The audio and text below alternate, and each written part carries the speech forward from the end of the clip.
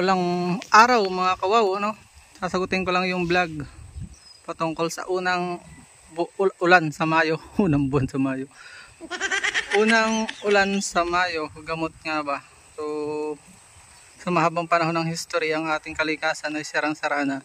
Noong araw ay iniinom yan ng mga mapamahiin, mga may karanasan at nagiging gamot daw sa ilang karamdaman. Totoo kaya? Comment na below kung totoo nga. Ito yung aming bahay kubo yun. Sa ako'y 44 years old na, hindi ko pa naranas na uminom yan. Wala akong karanasan dyan. At sa unang araw, ano bang kinalaman unang araw? Ang dami namang araw. Kasi nga galing sa mahabang tag-init. So imagine mo, ang ulan ay acid. Yan o, naambo na nga. First day of May, Labor Day, ako nagbablog.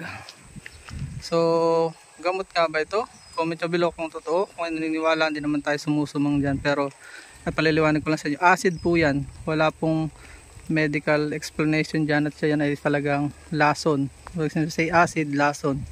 Paano siya magiging gamot? So, pray ko ay tumila ngayon dahil ako magpapadeliver. So, yun o. Huwag naman lumakas muna. Dahil ito ay dadaanan namin. At pag nagkaulan ay babaha at hindi makakadaan ng truck. So, yun lang. Huwag tayo masyadong magpapaniwala. Makabagong panahon, mag-rely tayo sa katotohanan at makabubuti sa ating katawan. Ang medisina nilikha para sa ating kabubuti.